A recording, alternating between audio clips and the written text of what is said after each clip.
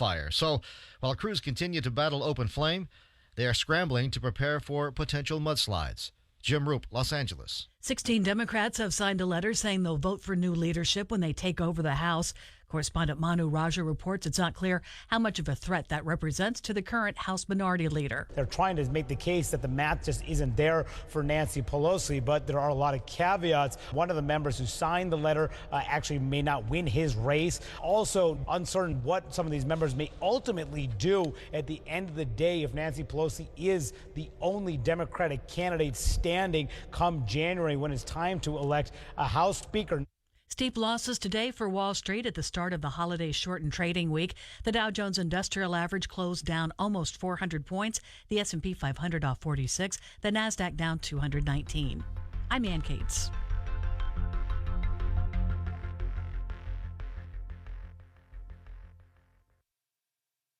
You are now tuned into the Truth Frequency. We are TFR. Radio.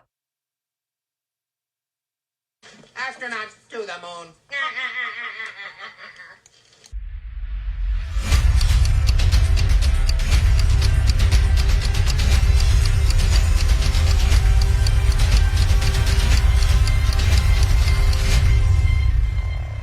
Ten, 9, ignition sequence start.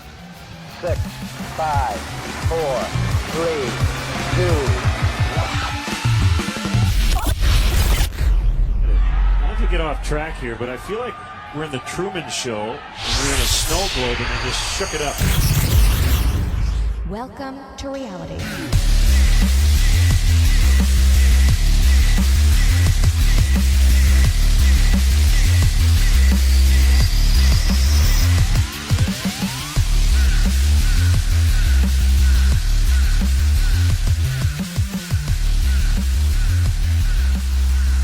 Good evening, ladies and gentlemen, boys and girls, and children of all ages. You are tuned into your protection from deception.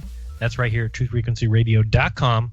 And hold on tight. Don't look down. You are tuned into the number one show on TFR on Monday nights between the hours of 6 and 8 p.m. Pacific.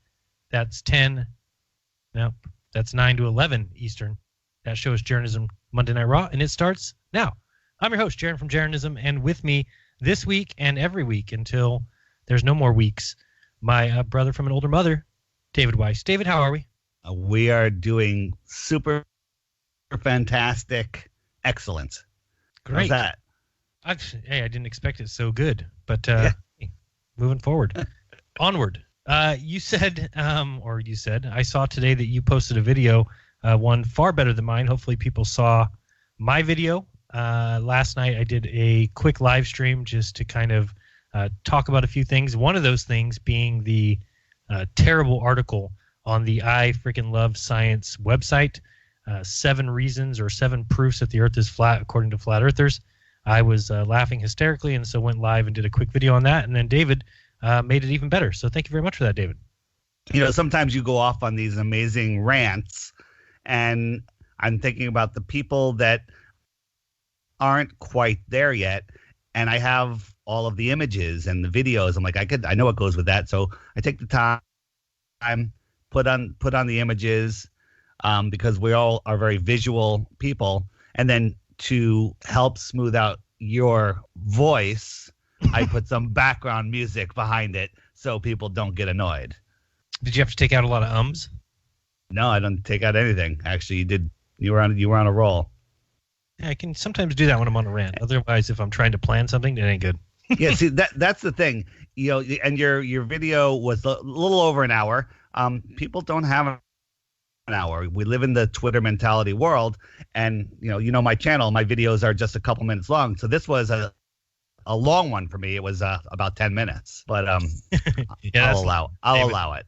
Well, I appreciate it. Thank you. And thank everyone who does take some portions of my videos or David's many videos and republishes them or puts them out. We're all for it. Get the word out there and tell the world that they've been lied to. Yeah, that's on DITRH for those of you that don't know, YouTube. Or Jeranism, the best channel YouTube ever had. I'm pretty sure I won that award. So what else happened? Something interesting. I still haven't had a chance to review my footage, but last night kind of got surprised. I happened to sit down, had talked about doing a live stream when I found out that Bob was sick, and I said, okay, well, let's miss Globebusters. So sorry about that if everyone was looking for Globebusters. Bob was ill this week, so best of hopes and everything. Good vibes towards Bob if he's still feeling ill. I'm not sure as of today. But as I sat down to get ready to do that live stream, I just happened to see that there was a launch. I knew it was supposed to be the day before and kind of thought I missed it, and then saw that they had delayed it a day. That was going to be down at Vandenberg Air Force Base. It's about 250 miles south of me. And the only reason I would ever even think of looking at it or looking for it is because Enrique, who's the guy that helped me a few times down at the canal, we've also done some other experiments and went up to the Sacramento meetup together. The only reason that... Oops, sorry. Let me see what happened here. Are we on the air? I hope so. I'm not sure if that's bad news or good news. I think the show must go on. That's what they say, and somebody will tell us if we're not on the air. But maybe we are. So sorry. What was I talking about? I lost my train of thought. I was talking about Enrique. Okay, that was good. Thanks, David. You're supposed to save me there. Oh no, I was talking into a muted microphone. That's what I do. You were talking about the rocket launch. You were sitting down, and rocket launch was 250 miles away. Right, and Enrique, a few months back, had sent me a video of him walking out on his doorstep in the morning and seeing a launch and saying, hey, I got video of the launch. I'm like, don't you live? I think he lives up near Lodi. And he said, yeah. And we looked it up. It was like 275 miles away. I said, man, that's ridiculous. I know you could see it that far. So sure enough, last night, my wife and I just went out just to check it out, just to see what happens. Put the camera on it, pointed it up there, and said, let's see what happens. Watched it live, and then sure enough, or watched it on the TV live, sure enough, Mrs. started saying, hey, I think I see something. I ran outside, and there's the rocket taking off 250 miles away. You could see it clearly from my house. Not the rocket, obviously. You could just see a glowing light. But it got up to, I don't know. I was thinking last night, I think I said that maybe it got up to 100,000 feet. Or 10,000 feet. Well, it could have been 10,000 feet. Could have been 50,000 feet.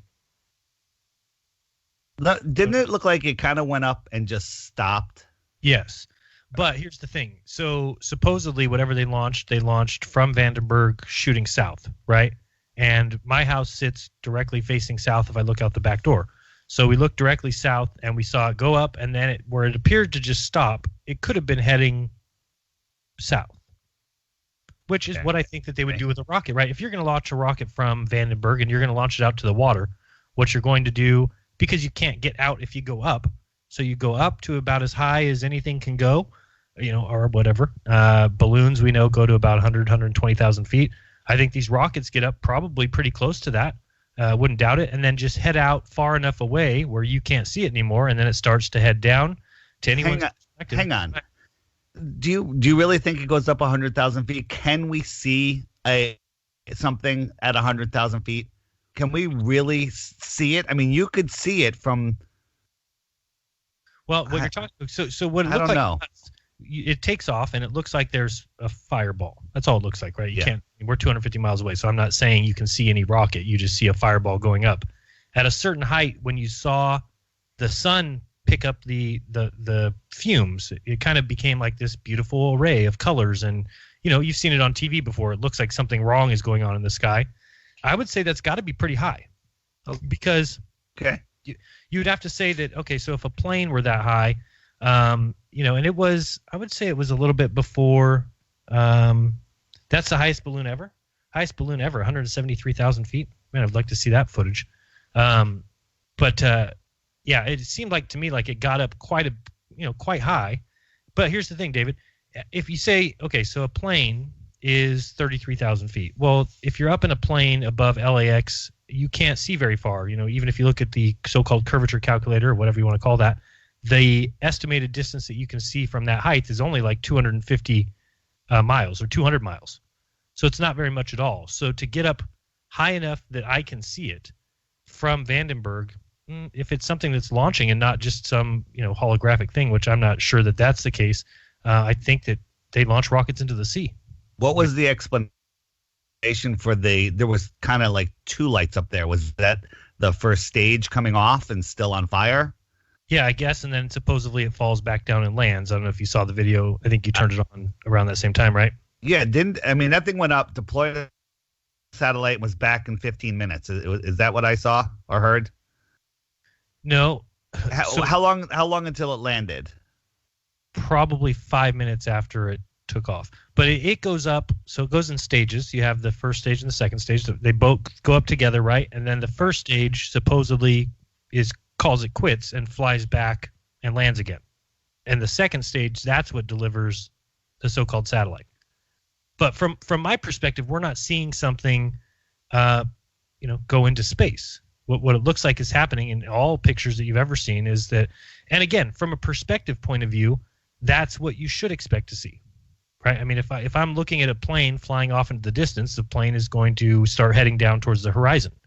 And that's what it seems like happens on this shot too. It just seems to get up higher and then take a little bit longer to get there. But I don't think it's not going out into space. But I wouldn't surprise me. You don't think we can get rockets 100,000 feet? No, maybe we can. I mean, I'm still on the I'm leaning towards them being rocket-assisted blimps, because whenever they show these rockets, to me, they look like blimps. I don't think they can get a multi-ton rocket up that high. And I'm kind of one of the, I think, first people that call them a blimp, because I think that easily could be the case. That something that they're launching it up, they're getting it out of the view of anybody that can possibly see it, which doesn't take very much, because when you're talking about being able to see even something on fire like that from a distance, much more than 400-500 miles would be nearly impossible, even if it was crashing out in the sea. So all you need to do is pick a location to land rockets that is 500 miles clear in every direction. And of course, we know that when they launch rockets from Florida, they have the Coast Guard out there that clears a huge area. I mean, that's what they do. They clear the under area of where the rocket's flying. So it's not even a difficult screw job, because you're basically telling the Coast Guard, get everybody 500 miles away from here. This is the path the rocket takes. They launch the balloon-assisted rocket, whatever it is. It goes up and out, and there's nobody within the landing range. They don't even have to land it. No, not the landing range. They explode it. Yeah, the self-explosion, right? Right. Remember that rocket that exploded and basically it turned into like a balloon that popped. It exploded and there was nothing left. Nothing. It looked like it disintegrated into nothing. And if you see something coming down, they'll say, "Oh, that was just the first stage." Right. Yeah. No, it wouldn't surprise me at all that they can just, what do you call that? Immediate intercept, or just like, when you just immediately destroy something. So, that could be easily what they're doing, and it wouldn't even be difficult. And then they just do the switcheroo with the cameras so that you see the rocket going up, or the balloon, whatever you want to call it, and then they switch to that kind of side rocket view that's looking at the side of it. So to me, it certainly didn't prove anything. I thought it was fairly impressive looking, but didn't look like anything's being sent to space. It's just a spectacle. Do that once a week, and you'll get the whole world to believe that you're going to space. I don't even think it's a difficult con anymore once you've gotten to this far. I've heard people ask questions. Maybe it's you, maybe it's other people, but why don't we see like the real media ever covering these events? Oh, I didn't ask that, but that is a great question.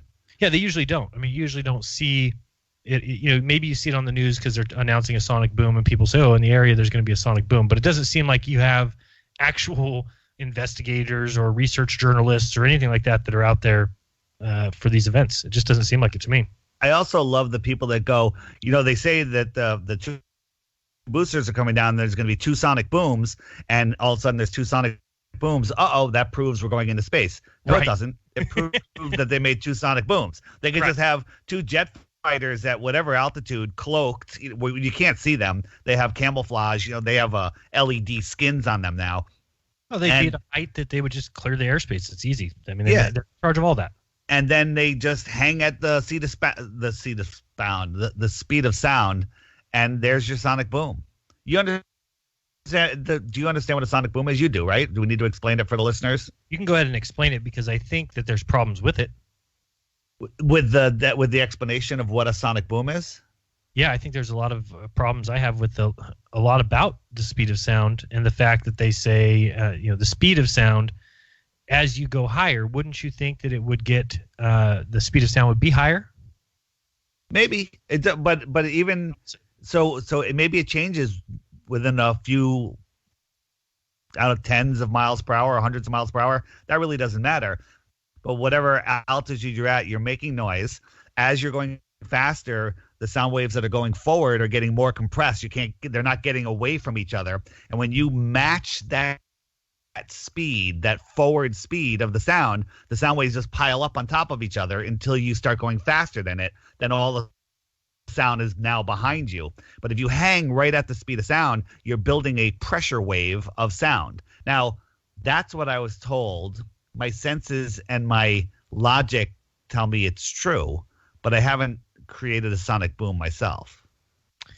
Okay, and should one happen both when they're going up and coming down? Absolutely. Whenever you break the speed of sound, you have a sonic boom, and the longer you're hanging right at that speed of sound, the bigger the sonic boom would be. And I actually believe, because it makes sense to me, that if you flew exactly at the speed of sound for any period of time, that the sonic boom would tear the craft apart.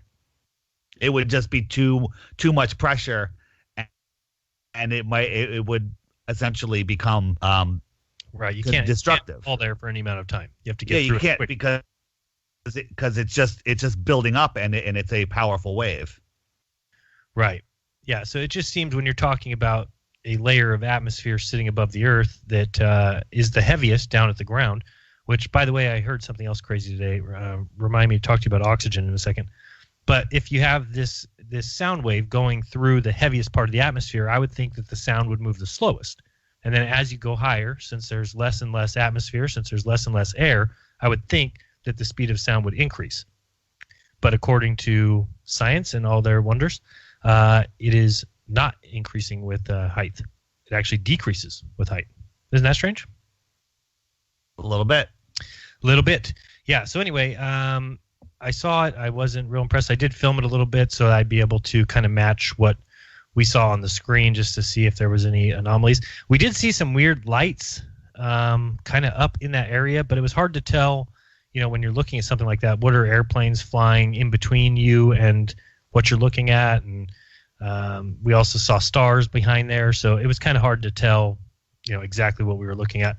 But very interesting nonetheless. If anybody has any good footage, if you live in Southern California, I'm sure you were previewed to quite a sight. Did you look up any videos today, David, on it?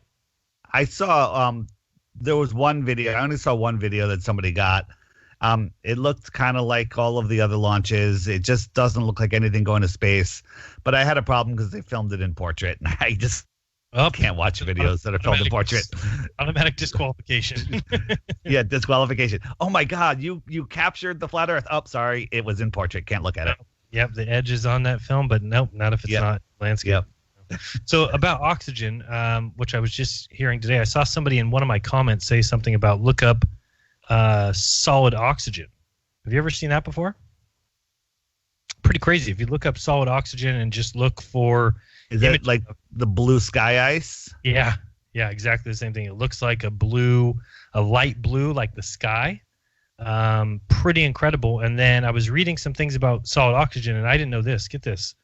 So it says oxygen molecules have attracted attention because of the relationship between the molecular magnetization and the crystal structures. Anyway, it goes on and says that oxygen is the only simple diatomic molecule and one of the very few molecules in general that carry a magnetic moment. This makes solid oxygen particularly interesting as it is a spin-controlled crystal. But anyway, I did not know that oxygen is magnetic. So all of a sudden it's making me start to think about the whole idea of the magnetic pole, or a lot of people go with the static electric pole. But if there's a magnetism to the oxygen, is that what's pulling it down? Very interesting. I'd never heard anybody say that before. I didn't know that molecules were magnetic. So I guess I'm, call me stupid. I did not know that. Did you know anything about that? I did not know anything about that. Yeah, so pretty crazy. And then the pictures of it, if you just look up solid oxygen and look at some of the pictures, some of it you can see like a real light blue. What is this one? Jeez. Yeah, there's some. Yeah, go ahead and look at the pictures. There's just like a blue, like a light blue. Wow. Pretty incredible. So David, go ahead.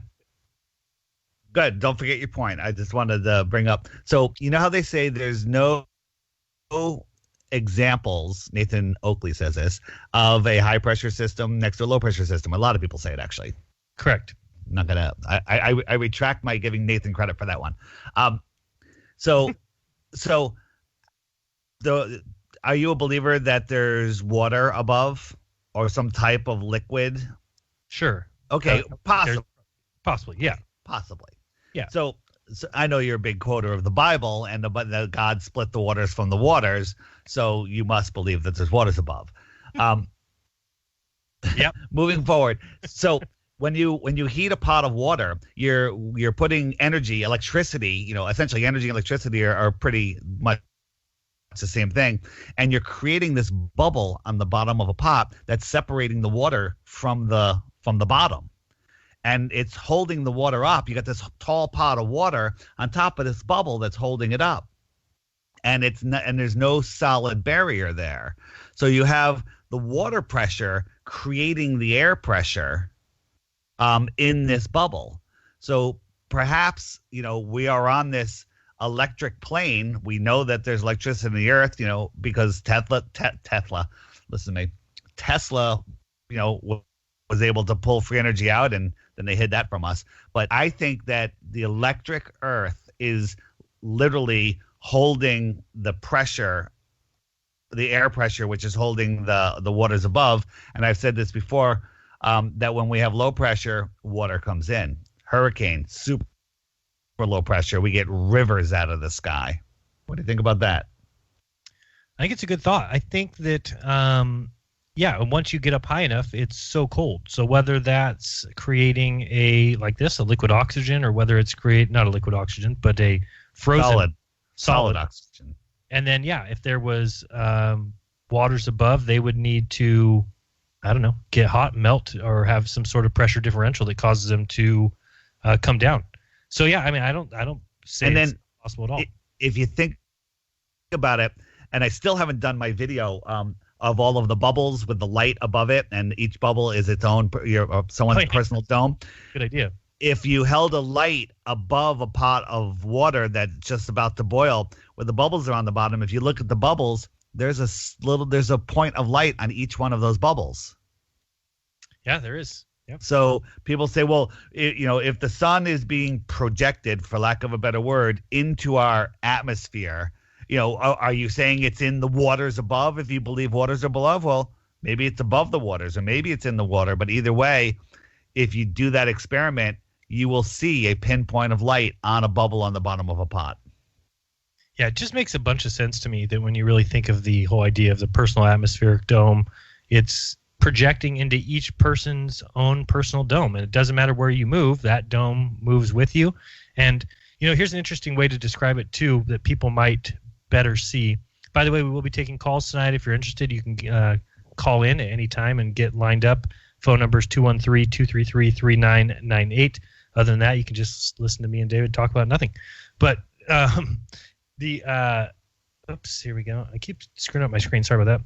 David, I don't know if you have your computer on, but if you look at liquid oxygen under Wikipedia, the picture is just unbelievable. It's like sky blue. I don't know what other color you could call that besides sky blue. And I lost my train of thought again. Interesting. What was I talking about, David? Do you remember? You were talking about I don't know. I don't know where you were going. Before I said that we were taking calls. So anyway, but we are taking calls tonight. So if you want to call in, you can get lined up. Again, to mention that the show is being shortened. That's David's fault. No, I'm just kidding. That's my fault. Wanted a little bit more time to do other things. So 2 hours a week. That will be 8 o'clock or 6 to 8 o'clock Pacific and 9 to 11 Eastern. Did I get that right this time, David? 9 to you should only say real time. Real time. I told you East before. Coast, New York. 9 to 11. Then everybody else can figure it out from there. Let them figure it out, I guess. Yeah. So what else is new in your neck of the woods? Anything exciting? While I think of what I forgot to say. I am very much looking forward to the conference coming up for Me some too. crazy reason. The billboard is going up, I think, next week, or I got to check the exact date. So anyone that's going to be in Denver coming to the conference, we're having a gathering at the billboard the Wednesday before the conference, the day before. We're going to do it as late in the afternoon as possible, because a lot of people are arriving, 12, 1 o'clock, 2 o'clock. I know Dave Murphy's getting in at like 2 or 2:30. So there'll be people coming direct from the airport. I think it's only a few miles from the airport, but last minute information about the billboard, how to get there, will be follow my Twitter, which is the FE Podcast. And that's where you can get your last minute information on the gathering at the billboard. Also, if you're coming to the billboard and you can bring a sign, something with a map, so it's flat, nothing small type, because no one's going to be able to read it. Just bring a sign. I think we can have a lot of fun and flats all of Denver.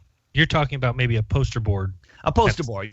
Just fold one up. You can tri-fold it. Make it at home. Fold it up. You can stick it in your carry-on if you do it right. And bring that, because if we have enough people there, I'm hoping we have a few hundred people. We could spell out it's flat, or flat Earth, with people, and live stream it from the drone and get it going out to the media. I think we could have some fun. All right, and you're talking about on Wednesday, November the 14th, correct? Is that the conference is the 15th and 16th? So yes, Wednesday, November 14th. It'll be around 3 p.m., but follow at the FE Podcast for last minute information as we get to that date. Right, perfect, for all the Flat Earth updates. Yeah, so come out and join us if you are anywhere near the Denver area. Is it sold out yet? Do you know? No, it's not sold out. I think the VIPs are almost sold out, but if you don't get VIP, you're going to still see all of us, because we're all everywhere, and you don't need VIP, so don't think that it's going to make it bad if you get a regular ticket. I totally agree. Yeah, I'm totally excited about it for some reason, too. I think just last year, for the first time, getting to see it, seeing people from all over come out, and everybody just having such a great time, and you're just instantly friends with people that you've never met, or at least for me, that was what was so awesome. So many people coming up to me that were like really treating me like a best friend would, and that was awesome. So I'm totally looking forward to that again. And again, that's November 15th and 16th in Denver. And again, I'll mention again that anybody who wants to come out can stay at Bob's house. He told me that was okay for everybody. So that's fantastic. Yeah, thanks, Bob. Appreciate that. Don't go anywhere. You're listening to Jeranism Monday Night Raw. We'll be right back.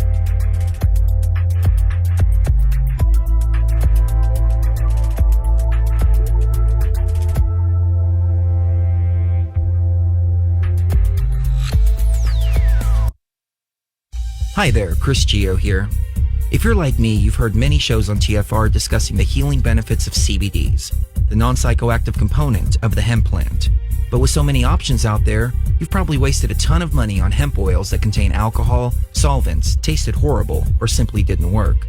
That's why I'm pleased to let you know about Aya Life, a 99% pure CBD oil extract made with all organic ingredients. And best of all, it tastes great, and it works.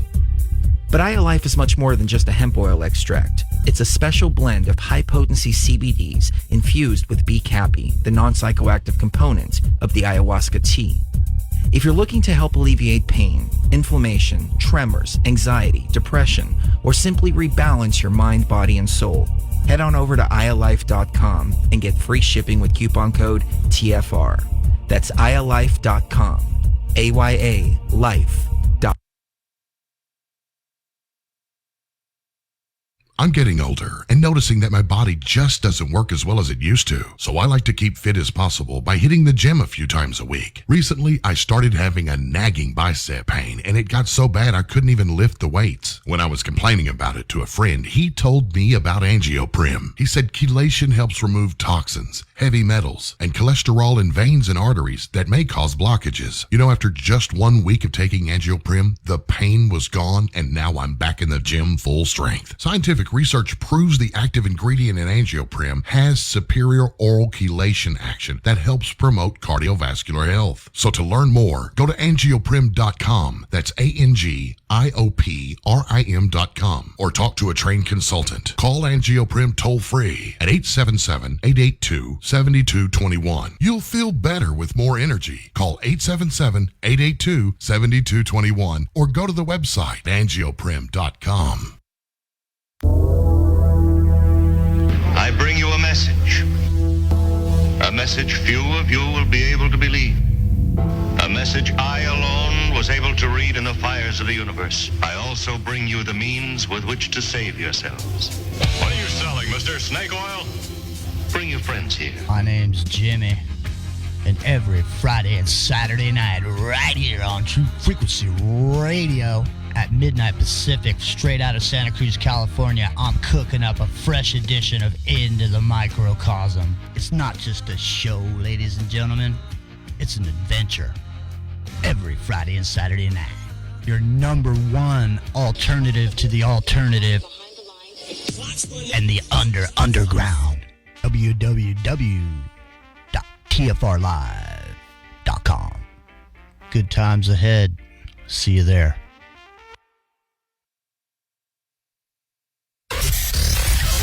Real people, real radio. Initiating the truth frequency. This is Truth Frequency Radio.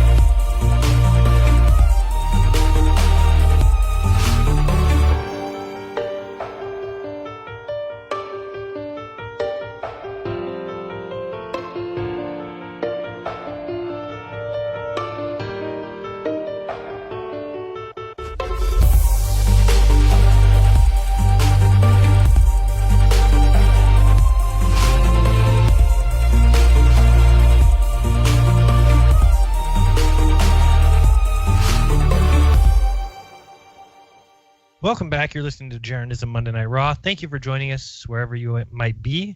To those, of course, over under and underdone, or whatever you call it, I don't know, down under. Out and over. Thank you very much for that.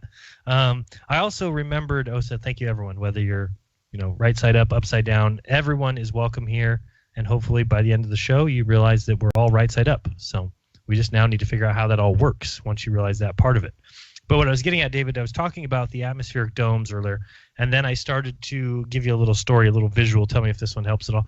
But if you're at a train station and it's a very foggy day, and you're reading your train schedule, so you've got a little pamphlet in your hand, one sheet telling you what time the train comes, you can see your sheet in front of your hands. But if you start to look around you, you can't see anything else. It's so foggy that you just see your paper right in front of you.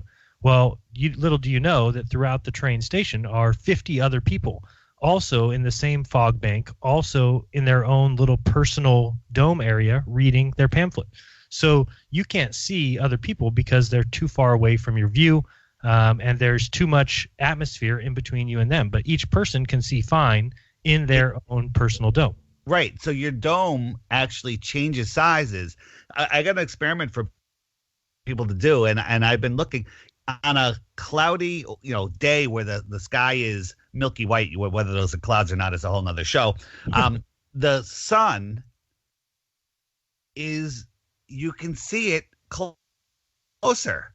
It's a big fuzzy thing. Now people say, well, it's just coming through that medium. That's partially true, but on super clear days and days where there's haze up there, I see the sun in a different position. Mm-hmm. Have you noticed that? Yeah, absolutely. Another one that I saw yesterday, or this is the day before, I guess, I was driving. See if you can kind of imagine this scene, but I'm driving and the sun is setting behind me, but it's probably a good hour away from setting, maybe even hour and a half or closer to 2 hours. And in front of me, I'm looking at low clouds that are very dark. dark clouds, and then behind them and higher up are very bright clouds being lit up by the sun. And I'm looking at that and I'm thinking to myself, well, I mean, there is no more proof needed than that right there. Because if the sun is behind me and it is shining from 93 million miles away and it's shining on this ball of Earth, well, the fact that there's sun coming over the horizon at all would light up all the clouds that I can see, especially the one right in front of me and right above me that I see as dark. It's not being lit up. But the cloud behind it and higher is being lit up from the sun, which is about to set, an hour away from setting. Does that make any sense? Did I describe that well? Yeah, no, I see that all the time. And it's hard. We see it, but a baller that doesn't understand flat Earth will see it the other way. That's why it's so upsetting, though. Really, because you're looking at it and you're just thinking in your head, there's no possible way. And it always takes me back, just like in last night's video, at the end of the video, I was thinking in my head of a million other things I could have added to my list at the end. I was just trying to rattle off a bunch.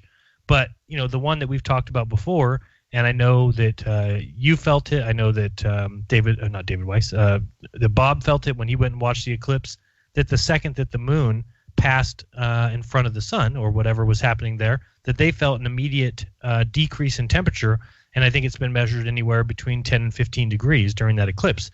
Well, when that happens, if that happens, as it appears to, then when we see a sunset, the second that that sun breaks the horizon and starts to disappear, we should see a 15-degree or 10-degree drop in temperature. And it's not what happens. But if you really think about it, it's the same thing. In fact, the Earth is way bigger than the moon. Right. Yep. It should be worse. Should be worse. Yep. Yeah. Yeah, so pretty incredible that these things just go unlooked. I mentioned again last night and saw in your video that you made with the way that the moon should look in the moon landing videos. I mean, that to me is just one that just can't be refuted. I've heard a couple people try and tell me, well, Jeran, what you're missing is that we see the moon the way we do because we're looking through the atmosphere, and that's a classic answer, and I love that one because all you need to do is go show them the footage of them going to the moon, and the moon looks identical that it does from Earth. Yeah, because go ahead, Jeran, the moon wasn't its own light until after 1977. It didn't glow before 1977. I didn't know that. Gerald Ford signed that into. No, I don't know who did, but it didn't light up before 1977. So, and you have no proof otherwise. So. Yeah, I have none. That's true. I do have no proof of that. But no, there's just so many like that. One I forgot to mention is the way that we would see the sun disappear in no time, let alone seeing it for 25 trillion miles. What a joke. A lot of people, Dave Marsh has been commenting on it on Facebook and some other people. There's so many things that if you do the math, the angular resolution would make them invisible long before we could see them. Like the moons of Jupiter that were spotted, you can't see them. What's the crater on the bottom of the moon? The Enceladus or what's the name of that crater? I think it's Enceladus or something. Yeah, whatever it is. It's 40 miles wide. Do the math. You can't see it at a tenth of that distance, but we can see it. What does that tell you? Yeah, it's oh no, I'm sorry. Enceladus is a Saturn moon. That was real close. Whatever it is, it's just nonsense. Next time there's a full moon or near full moon, a night's bright moon, and there's clouds floating, notice how the moon only lights up the clouds that are right near the moon, and the rest of the clouds are dark. Well, that doesn't work. All the clouds should be lit up. Yeah, no, that's you agree with that? Totally, absolutely. I see that all the time, and it always just baffles me. Is the clouds to my left and right, you can't even see. Yet the one right in front of the moon, you can see lit up. So why aren't the ones left and right being lit up by this moon that's 248,000 miles away? Also, stars are just fascinating to me. I mean, there's so many reasons, but I remember a long time ago, I went to Hawaii. We were flying out of California at late at night, like 11 o'clock. So I was like, this is great. There was no moon. Also, it was a new moon, and I wanted to see the stars, and I could only see maybe 3 or 4 stars at altitude. there was like only a couple of stars out there. And I kind of just wrote it off. I'm like, okay, it's the light in the plane. I'm not able to see them. Are you sure they weren't planets? Oh, they might have been planets. Mm-hmm. They might have. I only could see two, a couple lights in the sky, but I was excited to be able to see the everything from the plane, but there's none. Which is weird, because if you get up in Denver, Colorado, or somewhere like that where you're a mile high, get up into the country out there, supposedly they're supposed to be brilliant. They are, because I don't think that's crazy to think stars are only a mile high. Of course they're higher than that. They're like 5 miles high. You crazy fool. No, they're more 10. Okay, 10. Okay. But that's it. That's the height that we see them at. And when you get up there, they're not there. No, they're not there. And even in balloon footage. I mean, I've went back and tried to watch some of Dwayne Kellum's videos, and I keep seeing the same thing, which is it appears that it's just the planets that you can see up that high. And as you go up, the moon gets smaller and smaller. Isn't that crazy? Yeah. Yeah. No, it's always baffled me that we see the moon up there or whatever. And even the video I took of the supposed ISS going in front of the moon, if you just picture yourself being supposedly in the ISS, how you would see the moon, you would see it very tiny and far away from you. And by the way, there's so many ways to I don't want to say what you saw was fake. I'm just saying it wasn't the ISS.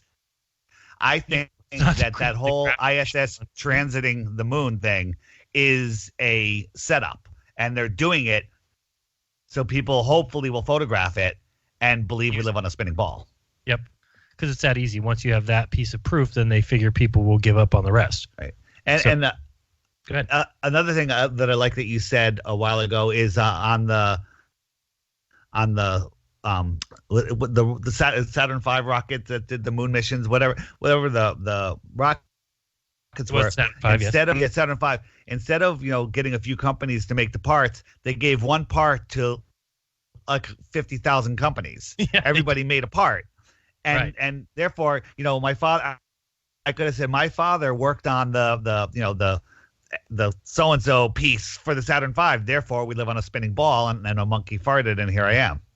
Right. No, and I think even Neil Armstrong had said before that everybody in the country knew somebody who had worked on the Apollo missions. So it was more about bringing the country and the world together. It was all about showing that when you put your mind to something, that you can achieve it. I mean, that's kind of their whole, what they're trying to sell the public is this idea of, superiority, and this idea of, science and math taking precedence over, everything that there is, and that's what they wanted to get across. That's all they were trying.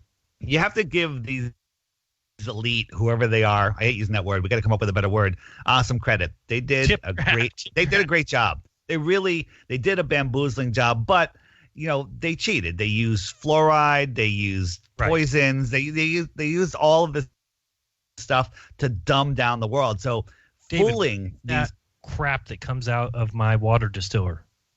That's the shit that goes into your arteries and into your pineal gland. Holy smokes, folks at home, if you don't have a water distiller and don't distill all your water, I advise you to, because I got one, and unbelievable, just after, basically a few weeks, the amount of buildup at the bottom of the distiller, and it still pumps out water that I can test that comes in at 0 or 1 parts per million. But the canister that it's in is just this crusty, it looks like rocks, white mush. Yeah, it's really unbelievable. Oh my God, it's toxic. Don't touch that stuff. It's bad. It's really bad. Yeah, you just look at that and you're thinking before that, everything, if you drank any of that it was going straight somewhere. Yeah, sidetracking on that note. All right, so you drink that stuff, it goes in your body. Your body, the amazing human body, sees this and goes, all right, this is bad. I'm going to encapsulate that in fat, and I'm going to stick it over here until I can deal with it later. And so you're putting these toxins in your body, and that's the best thing that could happen. It gets through your blood-brain barrier because they're nanoparticles mostly, and it goes right into your pineal gland, and it goes, oh, I'm just going to stay here and calcify this thing. it's unbelievable what's going on. And here's the thing. There's a lot of people in our community that are aware of this and still don't do it. Yeah, you have to. So I think, how do I say it? Coming from somebody who hears all these things and is very into the truth movement and hearing all these home remedies and things like that, sometimes it can seem overwhelming. My advice to people would be do it one step at a time. Add something positive and healthy to your life today, and then do that for a week till it becomes part of your custom. And good choices lead to good choices. It's really the truth that the more you start to add, the more you find out what's in your water and start to clean that up, and then you start to eat better, and then you start to get more produce, and then you go to farmers markets to get your produce, and you get better organic stuff. It's a kind of a continual pattern. So my only advice to people would be, don't ever let it overwhelm you. Like, there's just too much, and I just can go to McDonald's. It's just easier. Just do the best with where you are and what you can, and don't beat yourself up if you have a bad meal. It happens. Just do the best that you can from where you are, and that's it. What's that? I said some of that shit tastes really good.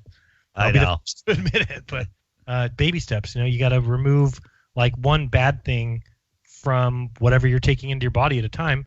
And when you do that, you'll feel better. And then all of a sudden you'll be looking for what's the next thing I can remove? What's the next thing I can improve? So yeah, we do have a phone call. Let's go to the phone. You're on with Jeranism Monday Night Raw. Who's this? Where are you from? Or maybe not. Hello. There you are. This is Caroline. Hi, Jeran. Hi, David. Hey, how are you? Hey, Caroline. I'm doing well. How are you guys? I didn't realize you both did this on Monday night. I thought it was just Jeran. It was. You missed last week. I did miss last week. You're right. No, David's Hey, wait till you hear this. So you guys know I live in Arizona. Yep. So, okay. So I saw that damn rocket. And do you know how many miles away I am from Vandenberg Air Force Base? 537. 488. Oh my God, you were 6 miles off, David. Wow. I have no idea. That was awesome. 531, and I multiplied that by itself and by 8 divided by 12, and I got 188,000 feet of curvature. So from 488, and how high in the sky was it for you? Do you know how to count degrees if 90 degrees is straight up, it was about 30 degrees in the sky. And could you see the colors, the lit up, when it got to the height where the sun kind of lit up the colors? Could you see that too? I didn't see colors. I just saw 2 lights, and then it went to 1 light, and then just like that kind of misty looking whatever that stuff was that was following it. Right. Yeah, the like exhaust. That plume or that cloud, right? I think it's steam. Yeah. Is it, Jeran, is it something that we're all seeing in our own personal dome? Like we're all seeing it in a different position? I mean, if it was a projection of some sort, would we see it like we see the sun and the moon? I don't know that. I mean, it's a good question because I don't truly understand what a projection onto 3D space into air would look like. I mean, I've talked to the person that has a patent for that. I seeked her back. This is probably 2 years ago that I found this girl that had this patent and I found a lot of articles about her getting involved or getting upset at these different big name players, NASA and others included, because they were trying to take this technology. And then I contacted her and she said that she can, she can project 3D images into real space and that it can't be detected. So I kept saying to her, do you think that NASA is possibly using it? And she got so upset at me, just furious, just saying there's no possible way. What are you saying, that they fake stuff? Are you somebody who thinks that that we didn't go to the moon, blah, blah, blah, and went on and on and on. Jeran, like, you found that equipment on their, when you were Google Earthing, on their lawn that is from the projection company. Yeah, I remember. People forget about that. There's so much in the last 3 years that we found that we kind of forgot about and moved on, or So many mistakes these guys are making, and the Elon Musk changing the live stream, and I mean, there's just so much. But Caroline, I think that's crazy. 488 miles. I can't believe that you'd be able to see that. I guess the only reason 531. 531 sorry, miles. 488 was my guess, so I think it's more like 488. Really, if you must have looked wrong. But it's not. Yeah, no. Sorry, 531 miles. The only thing I could think of is that you can see further when you're not looking through the atmosphere. So, I mean, that's all I can give it, is that when we're looking left to right, side to side, and we're down at the surface of the Earth, you're looking through the heaviest amount of atmosphere you ever would. So as you start to look higher, as you start to raise your head off of the 0 degrees and up on your way to 90, I think you're seeing through less and less and less atmosphere, of course, right? The least amount of atmosphere being right above you. So I could see, maybe you can see that far. It just seems pretty crazy. I guess we could figure out, you said 188,000 feet of curvature? Yeah, and I was wondering, do you have any kind of a formula that the degrees when you're looking at a certain, if you know how far away something is, so if it's 531 miles away and I'm looking at it at a 30-degree level of the sky, how high is that in the sky? Do you know how to figure that out? Well, I mean, it should be 188,000 feet. That's what the curvature formula is showing. I mean, how high is the rocket? Well, if you're able to see it and it's able to see you, then you would say it's at least 188,000 feet. No. What she's saying is, if it's at 30 degrees off the horizon and it's 531 miles away and we live on a flat Earth, how high is 30 degrees coming from her point of view at 531 miles away? That's pretty easy. Hey, why you're calculating that? Go ahead. Caroline is coming to the conference, of course. She's very excited. I am. Yeah. And she's caravanning. Caroline is a good person. We all have our troubles in our life. And as we know, Hori Sheet has had a life-change situation. This is public knowledge, right, Caroline? Oh, yeah. Yeah, it is. So Caroline is taking Hori in. She has some room in her house, and they're caravanning to the conference together, which is an awesome thing. And he's even going to be able to set up his studio in her home. Is that true? Yeah, I've got an extra room. My daughter moved out, and so I've got a huge room, actually. Relatively speaking, it's like a 13 by 14 bedroom, and it'll be plenty of room for him to set up the studio. And I hope that I can appear in the Tesla as well, because that would be super fun. I can't wait to see that. That show is my favorite thing to watch. It's amazing. Yeah. It's just the Tesla and grabbing people off of chat roulette is the funniest thing ever. Yeah. The best thing about it is, now that he's going to be my house guest, I'm showing my friends that I would never show this stuff to. I'm like, hey, this dude's going to be staying with me. Hey, check out his website. Look what he does. And so I was able to show it to a couple people, and they think it's hysterical, but it's really opening some eyes now, because they're like, damn, he could make that thing look just like the International Space Station. And I said, yeah, you want to know what his budget is? Maybe $1,000. I don't know. A couple thousand. Less. No, way less. Way less. I don't know what his green screen cost him. That's all I'm thinking. $40. What? A green screen is a piece of green material. That's it. Yeah. You need a special camera program. You could do the whole thing for less than $200. I do the out the window shots of the Earth from my room, and I do it with 2 pieces of dollar green cardboard, or the poster board. So it cost me $2. Yeah, we're getting screwed by NASA big time. You think? Well, here's the thing. So. NASA doesn't get $52 million a day or $53 million a day. They're stealing that from us. Right. And they're saying they're giving it to NASA. But NASA is just part of the whole thing. They don't need money. NASA doesn't need any money. No, they have to because they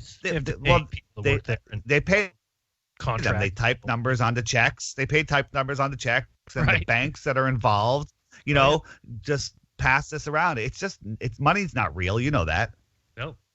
Right. So I started learning a long time ago when, like in taxes and things. I mean, just the fact that when we sold used books, that every time you sell a used book and you're paying sales tax, all of a sudden you realize that the government's making. You could sell that book back and forth between 20 or 30 people, and every time somebody's paying sales tax, so the tax on the item ends up being way more than even the item's worth. So it's just and you can never keep track of that. So there's no way to know how much tax should be coming on that or how much shouldn't be. It's just all magic numbers that end up in a computer and giving your money away every time you do so. For sure. Yeah, thank you very much. Caroline, anything else? We got another minute or so. You can take us into the break, Caroline. Sing us a medley. Okay. How about shout-outs? I want to do shout-outs. Let's see. There you go. Ginger, he always does a simulcast or whatever you call it on his little channel. So thanks, Ginger, and all the people. No, in you there. have to say the full name. The full name. Ginger Sugar Bushwhackers. Thank you for clarifying. Yes, that. Yeah. Okay. And somebody needs to do the math on the track because I'm coming up with like 306 miles. That's I think what I'm coming up. That's probably right. That's how high it is. I don't know. Yeah, I think I'll do it during the break. Yeah, I'm putting in a 30-degree angle and a 531 mile base, and it's saying that the height of a 30-degree item would be 306. If what 306 miles. 306 miles. Yeah, that sounds. I don't. It doesn't. Wait, is it doing it off? You're not doing it on the Earth. You're doing it off of a flat plane geometry, right? Right, just a triangle with a 90-degree angle, right? Then you have the 30 degrees is the lower angle. The base is 531, and then it shows the height, and the height comes back at 306. Which I don't know if. Which is they're lying to us. Yeah, and Caroline, do you remember how? Did you see the whole launch? Did you watch it on TV, then run outside? How did you see it? No, I just was walking out of work. I looked up in the sky and I was like, "What the hell?" I had no idea it was even happening. What time do you think that was? A little after 7:25. It was about 7:16 maybe. Okay, yeah, and so I think that's when I clocked out. 7:16. Because if it's 305 miles, even if they are trying to suppose that it's that high, I don't think it gets that high very fast. So it would have been. I don't think you would have been able to see that. No way. But I don't know. It's pretty cool. It was pretty cool. I'm looking forward to meeting you guys in Denver. Well, I've already met David, but I haven't met you, Jeran. So anyway, it's going to be fun. It's far better to meet me than David. Have a good show. We're listening to Jeranism Monday Night Raw. Yep.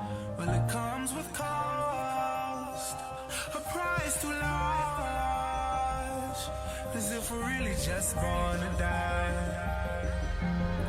I'd rather let them go. Stay in school, they said.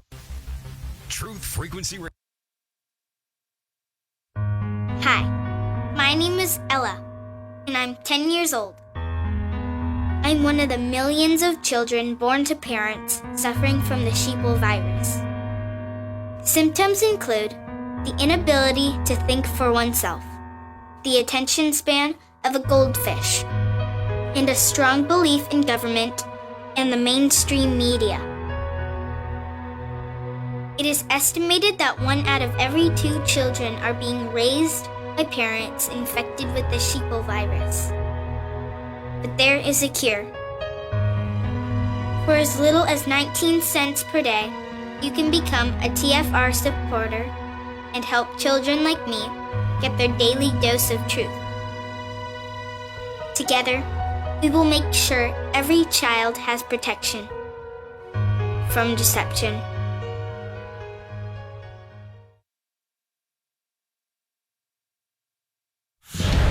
California wildfires, Ivanka's emails. I'm Ann Cates. Heavy rain forecast for Northern California this week could raise the risk of dangerous mudslides as the search continues for hundreds of people missing since a wildfire destroyed the town of Paradise. Butte County Sheriff Corey Honey says there's no way to know what the final death toll will be. We're working diligently to locate and recover the remains of any individual. I have chosen not to speculate as to how high that number might be. I think that it potentially causes, more anxiety for people. We're working hard to get everything done as quickly as we can. The fire has killed at least 77 people and charred 151,000 acres. White House ethics officials have learned that first daughter Ivanka Trump used a personal account to send emails about government business. Josh Dawsey is a reporter for The Washington Post, which broke the story. People in the White House were startled by the fact she seemed to be the highest offender who had sent the most of the emails. And when they approached her about it, she essentially expressed ignorance of the rules, said that she did not know that all of them had to be done on a government email server, and basically said she did not realize she was so in the wrong. Capitol Hill Democrats are taking the president to court over his appointment of acting Attorney General Matt Whitaker. Senators Richard Blumenthal, Sheldon Whitehouse, and Mazie Hirono have filed a lawsuit that challenges the Whitaker appointment on constitutional grounds. They say the Constitution requires principal federal officers to be appointed only with the Senate's advice and consent. Whitaker, as acting Attorney General, is considered a principal federal officer. Whitaker had been serving as Chief of Staff to now former Attorney General Jeff Sessions, but that position did not require Senate confirmation. The standard line of succession would have been for Deputy Attorney General Rod Rosenstein for the position, but President Trump instead bypassed Rosenstein, the man who was overseeing the Mueller probe. Linda Kenyon, Washington. On Wall Street, the Dow Jones Industrial Average fell 396 points. I'm Ann Cates.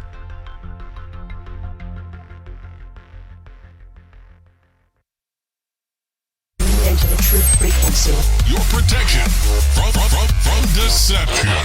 This is Truth Frequency Radio.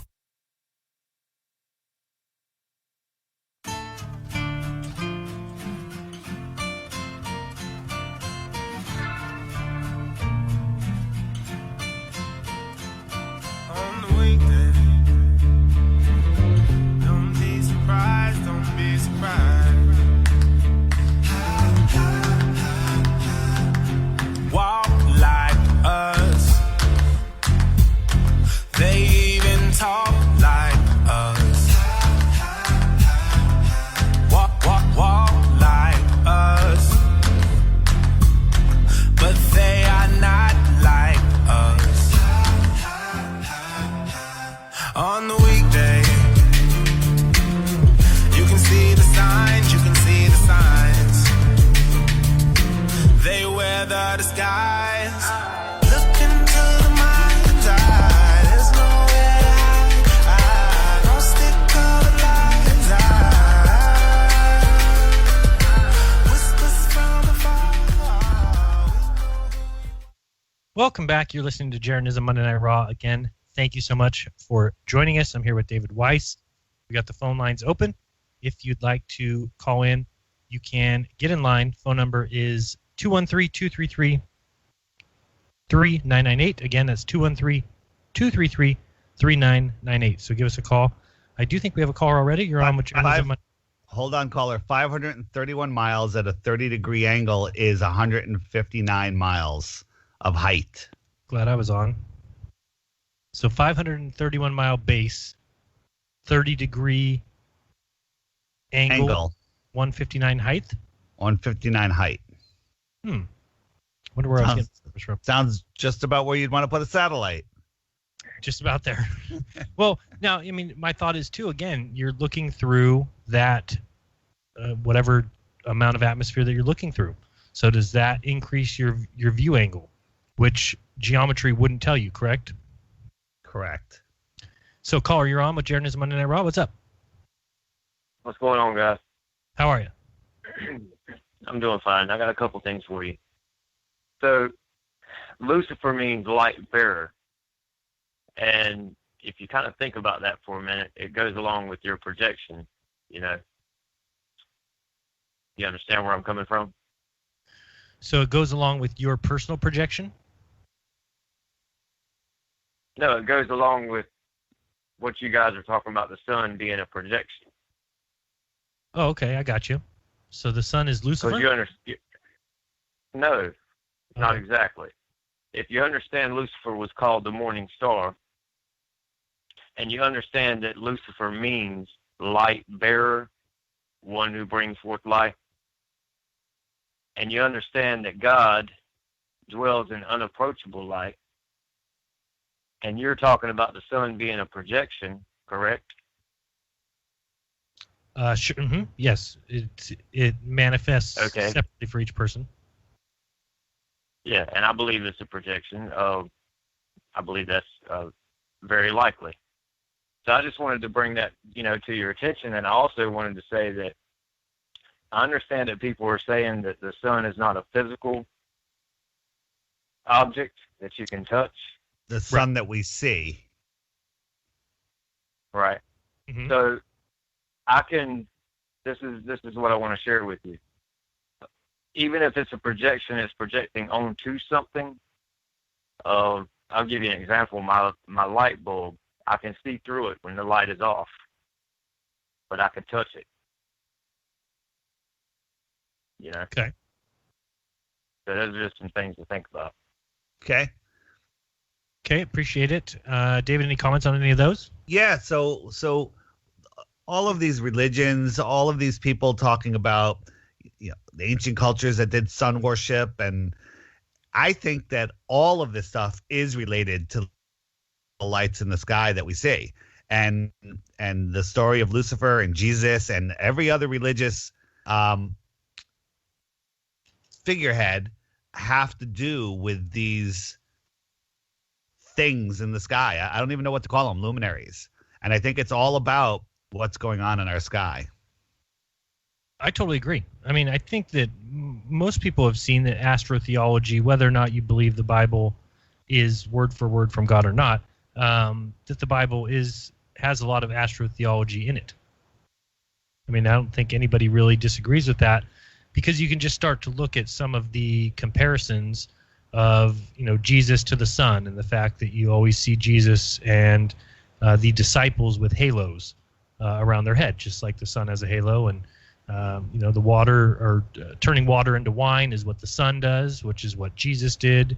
And the sun walks on water, which is what the sun does when you see it setting, or when it's above the water. So there's lots of different examples, and even a layout of Jesus's life that goes through the cycles. One of the things I remember a long time ago, when Jesus talks about a coming of a new age, and he says, you'll know the coming of a new age because there'll be a man with a pitcher. And a lot of people have talked about that back in those days, that there was no males that would go to get water. It wasn't a male job to fetch a pitcher of water. So the fact that there's a man who's pouring a pitcher of water, when that is one of the astrological signs, which is of Aries, is the water bearer, right? So it's Jesus was saying, it's the coming of a new age when it's time for the water bearer, or the time of Aries. So Aquarius. Sorry, did I say Aries? I meant Aquarius. My bad. If I screwed that up. I think the caller hung up.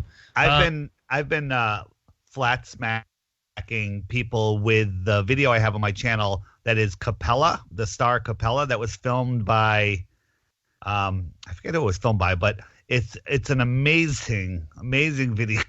Excuse me. Amazing video that shows what NASA shows us Capella is, and what someone was able to film with the P900. And it's not one of those out of focus ones. It's amazing. And then you just watch these people go look at that. They go, what is that?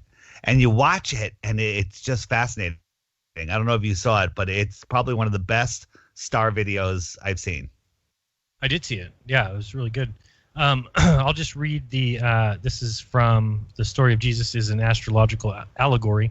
But I read this a while back and thought it was definitely quite interesting that 30 years after Christ's birth, he was baptized, and 30 days after the sun is born, he enters the sign Aquarius, which is the water bearer, which is also called baptismo. After his baptism, he took disciples from among the fishermen, and the sun next enters the sign of Pisces, which is the fishes. Then you observe Lent, and you eat fish one day a week in honor of the sun's passage through the sign of fishes. Says, look at the cut again. Christ then became the good shepherd of the flock. The sun enters the sign Aries, which is the lamb. He is young, the lamb, or the son of God. Christ then went out to the salvation of men, so he starts to preach. And let us see how the sun god goes out to the salvation of men. The ancients had consumed the products of the year before and were praying for the sun god to come back and warm the earth to bring forth vegetation, which all animal life required. He came and now must go forth to the salvation of man fit the fields for plowing, and the bull comes in here for his share of the glory, and he is worshipped because he represents agriculture. The fields are plowed and the seed is sown for a late harvest. Then you look at the cut. The twins represent increase. It says Christ spoke of backsliders. Every year the sun enters the sign of Cancer, which is June 21st through July 22nd, symbolized by the crab, which crawls backwards, and all vegetation dries up and retreats back into the earth. This is called the summer solstice, or John the Baptist, who was born just 6 months before Christ, and who says in John 3:30, he must increase and I must decrease. Christ became the lion of the tribes of Judah. Every year the sun enters the sign Leo, which is the lion, and becomes the lion of the 12 signs of the zodiac. When? Well, why the 22nd of July or 23rd of August, when the sun is hottest, it exerts the most power, the lion. Let the leader look at the cut of each paragraph. What's talking about the cut is it's got a little chart up here where you can turn it and see what each one is. But it goes on and gets all the way even to when you get into Scorpio, the backbiter. So pretty crazy, and goes into Lucifer, and so anyway, it's pretty crazy when they say here, so they cried, how art thou fallen from heaven, O Lucifer, star of the morning. And so here you have your story of war in heaven. Pretty crazy. I think that there definitely is every aspect. And, we saw, David, do you remember when we had September 23rd, what was it, 2 years ago? Or I don't think it was last year, September 23rd, when the sky lined up and described exactly what was in Revelation. Do you remember that? Oh, that was amazing. Yeah. I don't remember the details of it, but it was absolutely ridiculous. Yeah, it was ridiculous. It was right there, and I think it was Revelation 13, and talking about being born of the Virgin, and at that exact time, Jupiter was between the legs of Virgo. Yeah, so pretty crazy, and I don't think anybody would deny that there's astrotheology and hidden meanings and all that in the Bible. And again, when you're in a place where you can really see the stars, which are becoming fewer and fewer these days, you have this sense of awe. You look up at the stars, and if you stop what you're doing and look, your senses tell you it's not just these lights that are billions of miles away. It's something else. And they tell us, no, it's not. You don't look up there. Don't think anything like that. So yeah, if you know that you got to get out. I mean, even if it's tonight after the show, don't go now. Wait till the show's over. But go out, drive as far away from town as you can. Get out, as far as you can to look at the night sky. And I can only remember once in the last 5 years that I was able to be out far enough where, yeah, you get out of the car and you look up and you're just in awe. There's no other way to describe it, and it's right there. It's literally a canopy right above your head. And then if you start trying to play the game of heliocentrism, where you say, oh, that the closest star to me is 25 trillion miles away, and it's not there anymore. Right, you just can't believe it anymore. Right, it's just right. Exactly. That's ridiculous. They tell us to believe this crazy stuff and not use our own senses, and they want us to believe nonsense. Don't use your senses and believe nonsense. It's amazing. About that article from I Freaking Load Science yesterday is when he started talking about the Zetetic method in a derogatory way. That's when I was the most pissed off. I'm like, what is this guy talking about? How can anybody say anything bad about the Zetetic method, which says go out, observe, experiment, test, and make conclusions?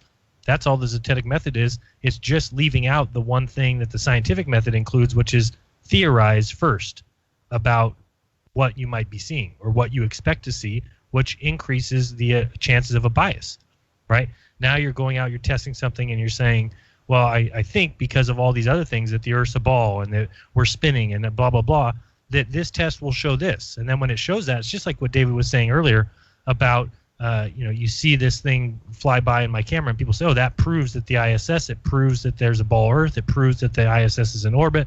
NASA says everything that they do is true, just because you saw this little black thing pass in front of the moon. Crazy. Let's go to the phones. You're on with Jeranism Monday Night Raw. Who's this? Where are you from? Caller, you're on with Jeranism Monday Night Raw. Who's this? Where are you from? Hey, Jeran, it's Brian in Niagara Falls. How you doing? Brian, what's going on? How are you? Make sure you tell us all your not much. In case I forgot. And yeah, Ginger Sugar Bush 905. Thank you. Is 905 your area code? Yep, area code. All right, just making sure. All right, so For those of you that don't know, Ginger Sugarbush is a guy. I think most people know, but I keep forgetting. How you doing, David? I'm doing great, thank you. Yeah. Just wanted to say that was a really good live stream you did yesterday, Jeran, and the video that you made, David, was pretty fantastic. Thank you. So yeah, just keep up the good work and happy Canadian Thanksgiving. Oh, is that today? Which That's is funny. today. It's on the same day as Slaughter a Native American People Day. It's kind of the same holiday, Yep. right? Pretty close, yeah. So what do you guys do on Thanksgiving? Same as you guys, basically eat turkey, but Just a I month tried not to do that myself. But, yeah, that's good. Don't eat yeah, that. get together with family. All right. Well, I hope you had a good one. Yeah, it's just nice not to go to work. That's always the truth. Let's go to the next call. And if you want to join in, 213-233-3998. Go ahead, caller. You're on with Jeranism Monday Night Raw. Hey, what it is? What it is. God, it's been a long time since I've heard that. This is Preston from the other LA. What's up, Preston? Hey, Preston. man. Hey, David. I had two questions for y'all, and I couldn't think of two better people to ask this. First question. I'm pretty sure that y'all are aware of a guy that I really respect. Make that known, Anthony Riley.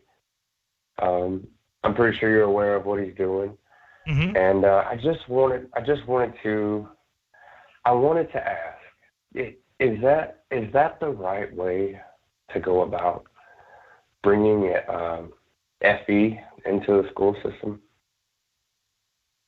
Okay, I'll give you my answer on what that is. So, in my opinion, every person has their own strength. And I learned long ago that, to mock someone else or to say, I don't like the way that you're doing that is just not right. Because to anybody else, maybe they were awoken by a certain video or a certain type of video or a certain type of voice. So I think that whatever anybody feels inside them that they really want to embark upon, then I'm all for it. So I would never say, Riley, I don't think that's a good idea, because to me it's not a good idea because I'm not in that school system. I don't want anything to do with it. I don't want to ever go back to college. I don't want to sit in a college classroom and be told lies. But I think that Anthony's awake. And so for him, who's already gone through the school system, he can go back, he can sit in a class and maybe help propel Flat Earth in his own way. So that's just my opinion. Whereas, I have my own strengths and my weaknesses and what I like to do. I'm not really good at street preaching. I don't think I would do a good job go stand on a corner with a bunch of signs and boxes and try and talk to people that way. That's just me. But there's a lot of people that are great at street activism, or like we were talking about earlier, what Hori Sheet does. So to me, it's just when I see anybody who's putting forth effort towards whatever they are trying to do, then I'm all for it. I don't knock anybody. I don't say I wish ODD would do videos different, or I wish Daryl Marble would, or even Eric Dubé. To each their own. Obviously the people that have come out and tried to slam me or say that I'm something that I'm not a big fan of those people. But as far as the way that they do videos, I think each person is unique. I think it's hard to find anybody better than Eric Dubé if you're talking about being interviewed about Flat Earth. So I guess I'll let David answer, but to me, no, there's nothing wrong with what he's doing because it's something that he wants to do, that he can do, that he's in a position to do, and we need every person in every aspect to start doing things like that. That's how it's going to change the world. I mean, I think already we've done a huge job of changing what children come out of school believing, that they're going to start questioning these things, and it's going to help us get closer to the truth. Will it help tomorrow or in a week? No. But if we do any kind of a bad job at bringing this faster than it should be brought, I think that getting it in the heads of everyone that, hey, it's okay to question things. It's okay to use your own observation skills and your own tests and experiments to find out where you live if you don't want to trust people that are telling you anymore, especially if you find out that they're lying.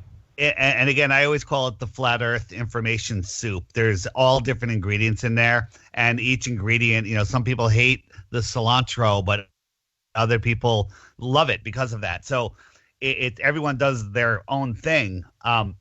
Did you see that group that Mark mirrored a video of the Flat Earth Club in the middle school? They had a whole room of kids and preaching flat earth. No way. Oh my God, it's amazing. It's on Mark Sargent's channel. It's the Flat Earth Club. And now there was kids in there that were trying to mock them, but these kids were holding their own, and they were mentioning flat earth clues. At least they were telling people, what videos they watched and stuff. And that club is only going to grow. These kids are out of control. So flat earth is out there. And the more that we do to get people start talking about it, like the 2 videos ago of mine, basically it's about, put a pair of testicles on and start talking to everybody about flat earth, because it's done. The hard work is over. The last 3 years, we've cleared the floor for you. You can talk about flat earth and not have it not be a problem. We have Paige and I are here, and a friend's daughter who's late 20s came over spending the night because she has an appointment in the city tomorrow. And within 2 minutes of being in the house, I was like, hey, I got to go down. She's like, Dave has to go downstairs. He's on a radio show, and she's asking me questions. She didn't know how to swim. I brought her to the middle of the ocean, and I threw her in. And I told her about flat earth. And she's upstairs, and her head is probably spinning right now. But it wasn't – I didn't get a violent reaction. I didn't get a you're crazy. I was able to preface it by saying, by the way, when I was told this, I thought the person was crazy.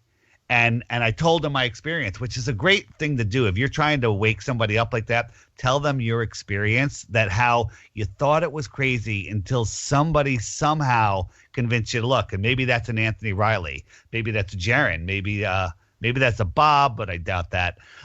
It could be anybody. So yeah. Long story short is we all have to do whatever we feel strong at. I would never do what Anthony's doing, but he would. Right. Perfect. Someone's got to do it. I would never do what Nathan Oakley does. I absolutely hate it, but I love that he does it. Right, and then each person has their strengths, right? I mean, if there was a debate, flat earth debate, it would be hard to find somebody better than Nathan Oakley to take the job of doing it. So each person has their strengths. I mean, I think that there's no other way to look at it. And like David said, I do agree that grow some balls and get out there and start talking about it. But I also think that takes time. That's not something that happens right away. It doesn't happen right away, but guess what? It's time for it to happen. So if it hasn't happened already, now it's time. It is time to do it, and everybody can do it, and it's not that scary. I was mentioning last week, we were at a music festival. Paige was starting to talk to strangers for her first time about it. It was amazing, and she got a thrill out of it. She's like, that was really fun, and she'd never done that before.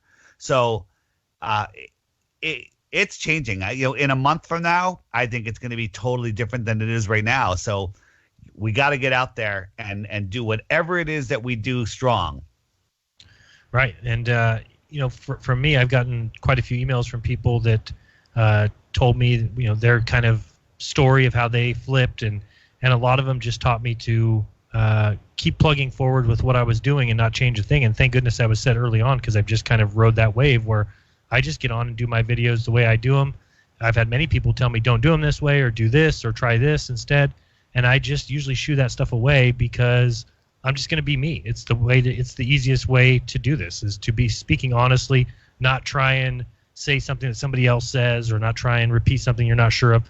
I just do my own videos, push it out my own way. So I give, Anthony credit for doing it the way that he wants to do it. So does that make sense? Does that answer good? Yes, those were actually very good answers. I wasn't too thrilled about it at first, because me personally, I hate school.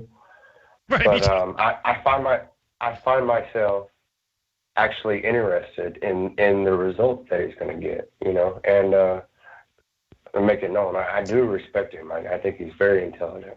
So here's another quick school story. I forget exactly where I heard it from. But I know it's a true story where it was either college or high school where the teacher was teaching an astronomy course, started the course. First thing out of the teacher's mouth was, if you think the earth is flat, you need to leave this room right now. Okay. So flat earth is a problem, and the kids are waking up to it. And the kids, you tell a kid to shut up, that's it. That's like telling Wolfgang Halbig to shut up. Yeah. Yeah, and it's just it's going to continue to become a problem. It's not going to go away simply because this isn't something that goes away unless it is proven. And it would have definitely been out by now if there was the proof that everyone's looking for. So at this point, we have to realize the proof isn't there. They know it, we know it, and it's just a battle of who can inform more people and who can get people that care. And by the way, that's the hardest thing. Yeah. By the way, if you introduce someone to flat Earth, hand them a flat Earth card or just something, and they're like, I don't know, and that's it. And you didn't fail because it's like advertising. You did it once, someone else does it, they hear it again. Happened 5 times. Now they're gonna look, boom. Now they're a truther. Now they have a YouTube channel. Now they're waking up other people. There's no stopping it unless end times happens, which probably will. Probably. I've had so many people that said that they woke up during a nap to hear a video of mine and then made fun of me the entire next day, thinking in their head over and over again about all the things I was saying and laughing at me and what an idiot that is, and I can't wait to get home to watch more. And then they flipped. So they write this email where they apologize first for calling me all these names that I never knew about. Of course, they were doing it in their head, but then thanking me at the end. So, I totally agree with David that you may put that out there and it may just be something somebody shoos away. But every time you hear flat Earth in the media and every time you hear it, it's causing people that have never thought about it before to go and look. And I think that for a majority of people, if you really look and really care about the truth, you're going to keep looking and trying to find and prove that globe, and you're going to end up where we all ended up, which is unable to do so. Right. Well, that's awesome, man. And David, by the way, Wolfgang Halbert, he's a hero. Absolutely. And so, I'm not taking credit for anything Wolfgang did, but Wolfgang had this one interview that kind of went a little viral, and he was trying to raise money by having people mail him physical checks. Right. And so I reached out to him and started him. I said, you got to use PayPal. I didn't even know about GoFundMe back then. He's like, what the heck is PayPal? And I literally set up a PayPal for him. So I kind of brought him onto the scene, and then he went off from there. So every little thing that you do, you have no idea of the effect that it's going to have down the line.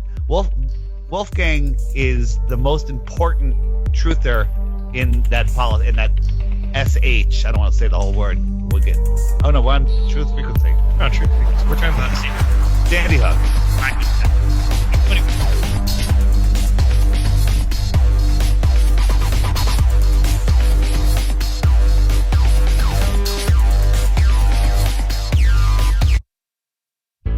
Extendivite really works. Just listen to what some people have to say. About 6 months ago, my wife bought Extendivite.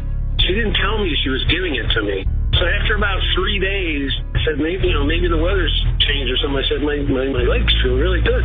And she goes, well, I've been giving you this stuff, and it was the Extendivite. And you know that I'm about 75% better. I can actually climb stairs now, and I can get up out of chairs. I can even get down and, I have to work under a table or a computer table and work on a computer. I can actually get back up off the floor. You know what? It's an amazing product. I didn't think anything short of having surgery was going to help. Extendivite is only $69.95 for a 2-month supply of either capsules or liquid. Call now. That's 1-877-928-8822 or visit heartdrop.com. Extend your life with Extendo. Shipping and processing, return postage extra, auto ship and other terms apply. Ladies, here's a number that could really scare you. It scares me. 46. That's 46 million women who suffer from hair loss. That's more than 1 in 3 of us. If your hair is shedding, breaking, thinning, even falling out, you need to do something about it now because it will get worse. Some of the hair you lose will never grow back, so you can't afford to wait any longer. Here's the good news. Keranique, the #1 women's hair regrowth system in America and bestseller at Ulta stores nationwide that's clinically proven to thicken, strengthen, and repair hair, is letting 1 million women try Keranique risk-free through this special radio offer. Just dial *243 on your mobile phone to try Keranique risk-free for a full 30 days. You don't have to accept hair loss. You can take control to reverse hair loss and grow back your hair. Just dial *243 right now to start regrowing the thicker, fuller hair you love. Dial *243 to try Keranique for yourself risk-free. Hurry, this offer will not last long. Dial * and the number 243. Dial *243. Fear is the mind killer. Fear is the little death. This is Uncle Walt from the Ironworks. Josh, Corey, and I have chosen to look at life with no fear. No fear of the unknown.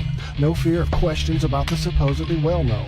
No fear of ridicule for thinking outside the familiar fool's lines. No fear of the boot on the neck of those refusing the party line.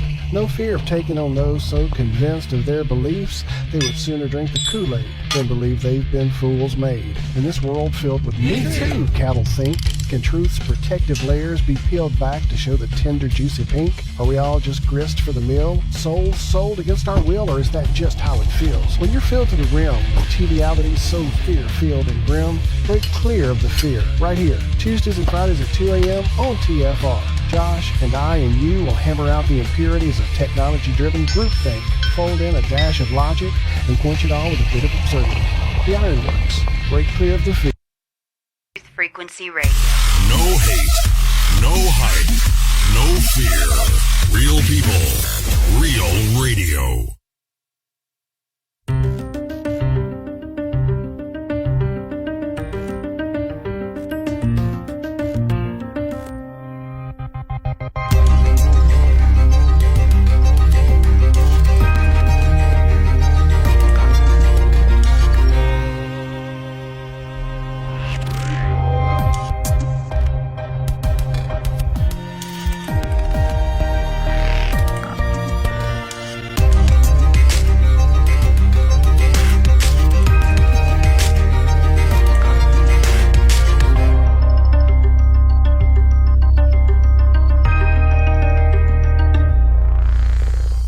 Welcome back. Thank you for joining us. You're listening to Jeranism Monday Night Raw. We've got 1/2 hour left, so we'll kind of go through some rapid fire if there's phone calls. I would like to hear if you were down south and did see the launch and want to tell us about it or what you think it is. Give us a call. Let us know. The phone number is 213-233-3998. Again, 213-233-3998. Or if you have any suggestions or comments or ideas, theories, we'll hear it all. David and I like to shoot the shit, and we like to challenge each other on our opinions or our observations, and I think it moves you closer to the truth. So I'm always open for anybody who's got a idea, theory. Call us, let us know. We'll kick it around. I have an idea. Let me hear it. If it's stars or ethereal beings, that's the one thing we don't want to hear. On Halloween, throw flat Earth information cards into the kids' bags.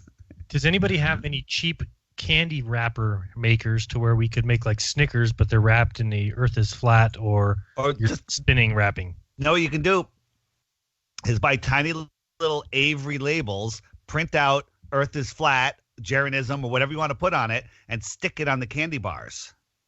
That's a great idea. You know what? I'll put that page up on my site. You know, I've got the Flat Earth printables on there, which include the trifold that Friend of Yahweh made and many other PDFs, I think, that came from David's site. But I'll put one up there for Avery labels, so you can just go buy a little pack or probably use my Amazon link. Yeah, absolutely. Or use his Amazon link, or if you go to Staples, wherever you go, buy a pack of Avery labels. And if you don't know how to use Avery labels, it's very easy. Your printer has a template. You type in you put the template number in there. You design your little label, whether it's a circle or a rectangle, and You make it once, and then it'll print it on 30 labels on a page or whatever size your sticker is, and stick them right onto your Snickers. Stick it on even the small candy bars.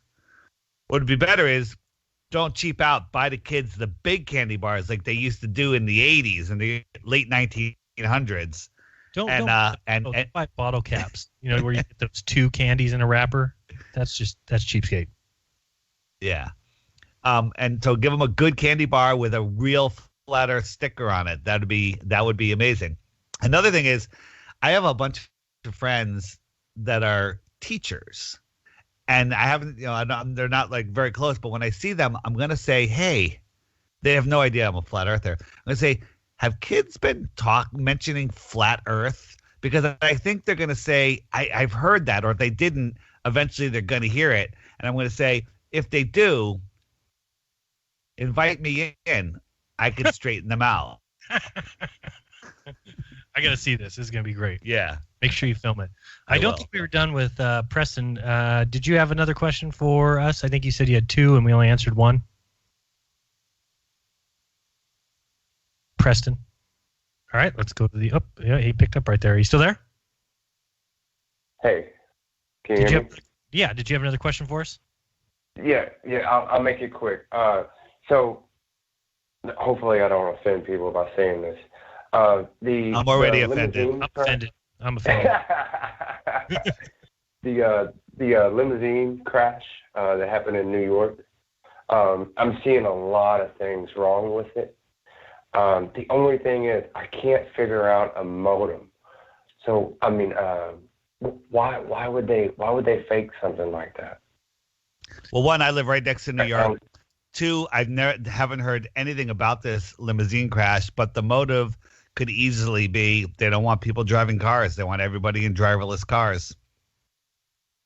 Okay. All right. Can't comment on it really. Okay. Thank you, Jeran. Thank you, David. All right. Okay. We'll check it out though. I just heard it on the commercials that there's 20 people killed in the crash, so I'll have to check that out. But again, sometimes when you can't think of a motive, then sometimes you can just either believe it or you can just move on. I don't know. Sometimes it just doesn't matter to me if I don't see any reason or really, I don't know, reason to spend time on it. So you're on with Jeranism Monday Night Raw. Who's this? Where are you from? What's up, Jeran and David? This is Josh from Oregon. Josh from Oregon. What's going on? How are you? What's up? I'm doing good, man. Just wanted to see how you guys were doing on the Columbus Day and if you're doing anything special for it, celebrating. I'm going to take out a few Indians, I think, myself.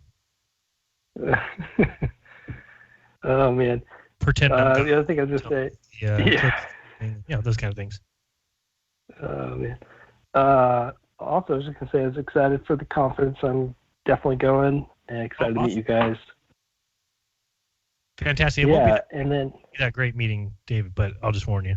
That's true. Don't get your hopes too high. Well, I won't get them too high, but I was all excited. I think it'd be cool, man. If you did it'd be cool if you did a patrons little get together / meetup at the conference. I think that'd be fun. Excellent idea. Consider it done. Yeah, it'd be cool. Maybe do a lunch or breakfast or something.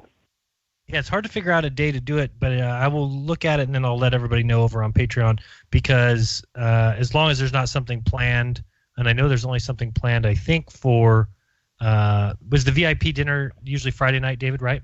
I believe it is. I'm not sure. Yeah, so Thursday night may be open. I'll ask Robbie if he had plans for that, but that'd be awesome to get together and go out to dinner with the patrons as a thank you. So great idea, Josh. Yeah, that'd be fun. The other thing I was going to ask was, what's your guys' opinion or idea on the whole the Southern Hemisphere as far as the twilight, is a lot shorter in the Southern Hemisphere. And I've heard people mention that it could be because of if you look at the AE map, the way that the sun's spiraling around as it gets further out, that could be the reason why. And just curious if you guys had any ideas on that. Yeah, I'll answer that real quick. And thanks for the call. Really appreciate it. In my opinion, that's why we see that. they talk about the sun has to, or the way I look at it is the sun has to sweep equal area basically in equal time, whether it's on the inner track or the outer track, as it has to get around completely in 24 hours. So technically somebody's going to say, oh, well, doesn't that mean it's moving twice as fast in the southern hemisphere? And the answer to that would be yes. But again, each person's individual dome, they're looking at the projection of the sun for them. So yes, the sun is moving faster above their heads and heading off even faster. But to them, they're seeing that in their dome, the sunrise and the sunset in about the same time as somebody would for the opposite time period in the north. But because the sun is moving faster, it's going away faster. That's why twilight is super fast. Basically, the sun sets and it gets dark, and that's because, in my opinion, it's moving faster. Dave? I agree. It makes perfect sense to me.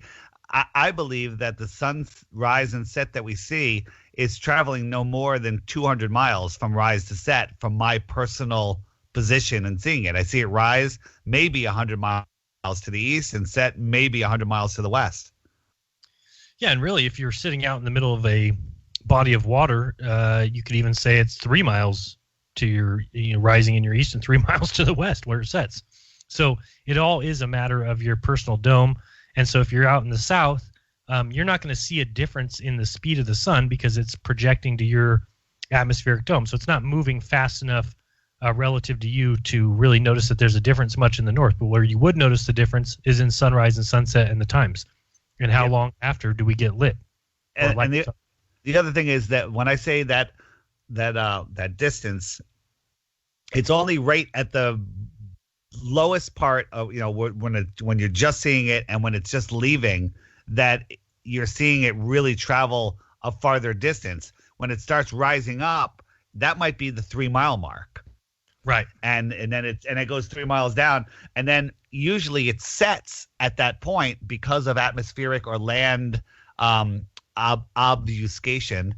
But if you, as I've shown with my drone on a clear, dry day at elevation, you can see it go maybe hundreds of miles and vanish out because its light can't reach us anymore. Right. And I think the best way to describe that is when you talk about a cloud horizon.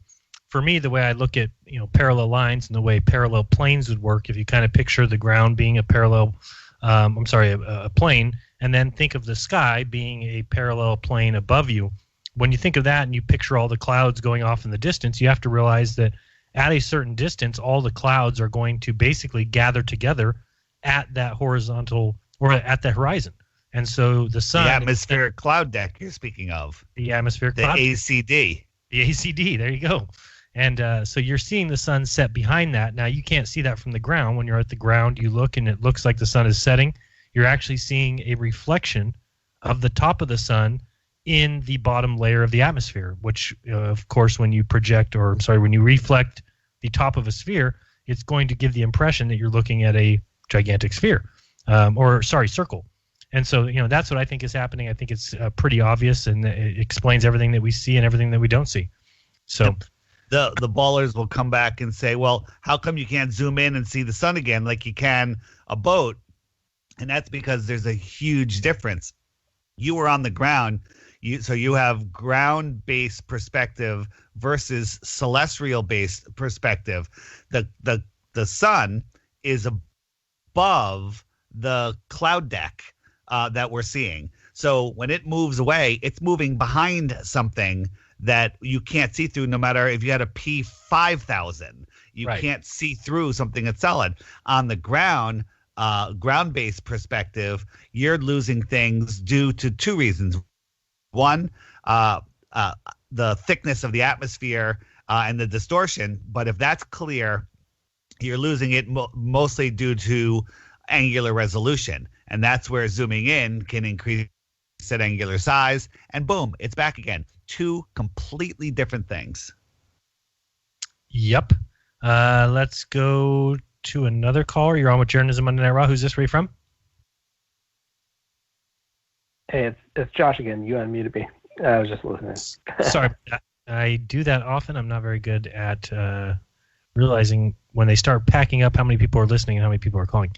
So, David, I think that's Do you think it's one of the big hurdles for people to accept flat Earth is the sunrise sunset? There is. There's a YouTuber, an old guy named Flat Freddy, who has this one video of the sun setting over the ocean and posts it in every comment on every video all the time and says that there's no way he can see around this. And I actually took some time in the last few days to try to explain this to him, and he just cannot see it. I don't know if he's a troll, although his name is Flat Freddy, so I don't know, or Freddy Flat, whatever it is. Well, David Marsh tried to send me a few videos. I think it's David Marsh. Is he the one that has the sun setting on the water video? And I know no, he was David Sims. Sims. Okay, yeah. Yeah. And I think he was upset that you had put out your drone footage, basically saying, "No, David is lying. This is not what's happening." When what you were showing is simply exactly what was observed, which is when you got up high enough that the sun fades out. Right, and his argument was that he can film it from the ground, and I'm like, well, you're filming it from the ground, so you're going through that thick atmosphere, and you're creating your atmosphere, your ACD, right, and that's blocking the sun. I was able to get up above it because there wasn't much there that day. It was a super clear, dry, crisp day, and I was at 500 meters high. Yeah, and it's crazy that and this is how at least for me and for everyone out there listening, so you can kind of understand where we're coming from. There's so many things that you hear in the heliocentric model that are explanations from them that are just wrong and that are clearly wrong. For instance, growing up and hearing that water goes down the opposite way in each hemisphere is completely wrong. It doesn't happen. It's just something that was told to us. And again, I always say, to tell the truth, you really shouldn't have to tell lies, right? I mean, Coriolis effect, snipers. Right. I mean, which we found out, is not true. But the other thing is they actually think that when you can see further because you get higher, they say that's proof you live on a ball. And you just need to be smart enough to realize that on a flat plane, the taller you are, the further you can see. It all comes down to your viewing angle. And if you're a 6 foot tall man, you can surely see further than a 2 foot tall toddler. It's right. just you're higher up. I clearly showed that in my Reds smacking video called Reds Drone Proves the Ball. Did you see that, Jeran? I did. That. It's a great video. I know it's your daily affirmation video. It is. And I believe shortly after that, Reds quit busting flat Earth. What do you mean? What? I didn't hear this. He's out. Oh, he's out. No more. What? He quit. So what does he do now? He's just he's doing other things on other topics. He's out. No more flat Earth. Wow, I did not know that. Yeah. Well, I'd like to think that we drove him out. So I take full credit. No, not we, me. That was my video. I'm gonna slip we in there. Come on. Red's Drone Proves the Ball on DITRH channel. Check it out. And there you go. Beautiful video. Let's see if there is any more calls. I believe we've got one more. You're on with Jeranism Monday Night Raw. Who's this? Where are you from? You have some feedback. Listening to the show. Hello? 3 seconds. 2 seconds. 1 second. Goodbye. David, was that you prank calling the show? No, that was either Wes or Zulu One. I never get a Zulu One call. Are you kidding me? But Zulu One, great guy. Awesome to me. I can't wait to meet everybody and see everybody again who we've both seen 2 or 3 times or 4 times or however many times you've seen people. But it's good to see everybody again. Looking forward to it again. If you want to join us for that, that is November 15th and 16th, Denver, Colorado. Get your tickets now. If you are interested, you can go to fe2018.com. He is David Weiss. His channel is Deep Inside the Rabbit Hole, or DITRH. Lots of short videos if you're interested in those. And if you need something to put you to sleep, head over to Jeranism and check out my videos. They're a little bit longer. And I've had way too many people tell me, I love your voice. I just love to listen to it when I go to sleep. I'm like, don't tell me that. And if you're buying a ticket to the conference, you can cheat and use the code FE Podcast to get a 10% discount. Better than a sharp stick in the eye. Wow. How about that? I didn't know that. Yeah. FE Podcast. And if you become a patron at patreon.com/Jeranism, you will also get to go to dinner with me if you also go to the Flat Earth Conference. Right. Thank you, Josh from Oregon, for the idea. So join today if you need to, if you want to, if you desire to. But if you don't, I have no problem with that. I think that everybody should give when they have the opportunity. I gave $15 to the Anthony Riley pledge-a-thon because, like David said, I don't like the idea. It's something I could never do, but I applaud him for wanting to do it. And I think that there's lots of help when you're talking about something like that costing somebody $2,000 to take a college-level course. It's something that somebody's gonna have a hard time affording on their own. But when we can get together and I can contribute $15 and David 10 and Bobby 5 and so on and so forth, sometimes we can make some things happen that otherwise we wouldn't be able to. So I'm all about giving whenever possible. I want to bring up something on the video that I took from your live stream. I left in the part where at the end where you list your Patreon, and you also talk about a cheaper way that people could donate by going to Amazon. That's a free way. And yeah, well, you didn't point out that it was free. You did, but people got to realize that it's free. I got so many comments that I actually didn't approve just because they were just not helpful, saying that why are you supporting Amazon?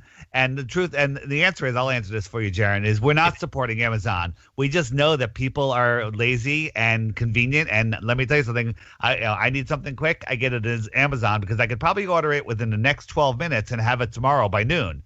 It's ridiculous.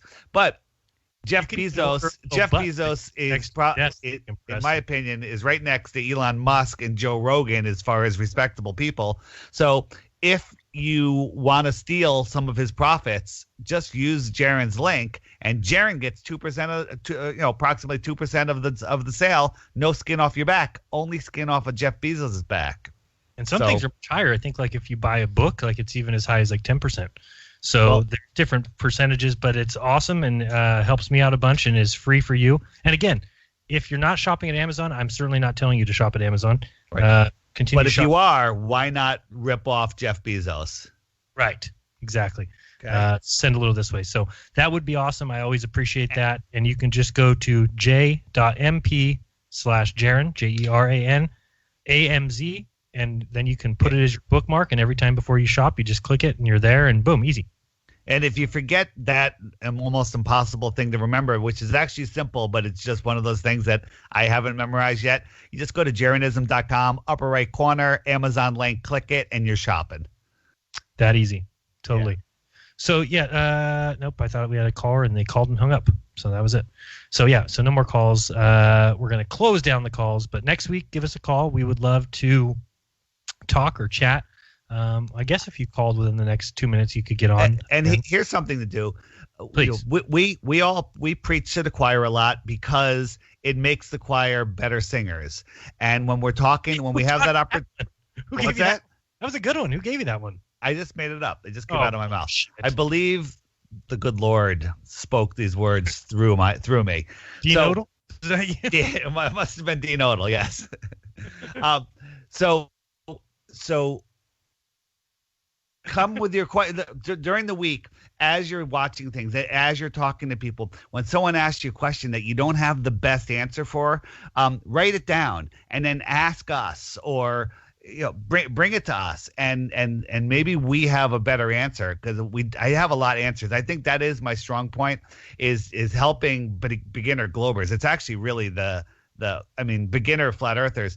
It's really an easy job, but if you have that, if you're equipped with that answer, it gives you more confidence to talk to other people, and it makes you just that much more effective. So I think we're all getting more effective every day, and that if you haven't spoken to somebody, just try it, touch on it. Hey, do you hear about this flat earth thing? Just throw a question out there and start the conversation. That's what I was saying. I absolutely allow you to hand my videos off to people and say, look, this idiot believes the earth is flat. It's okay, because I've had so many emails from people who said it started that way. So if you're afraid to say anything, but you just want to get the word out in a way, hopefully you get better at doing it than that.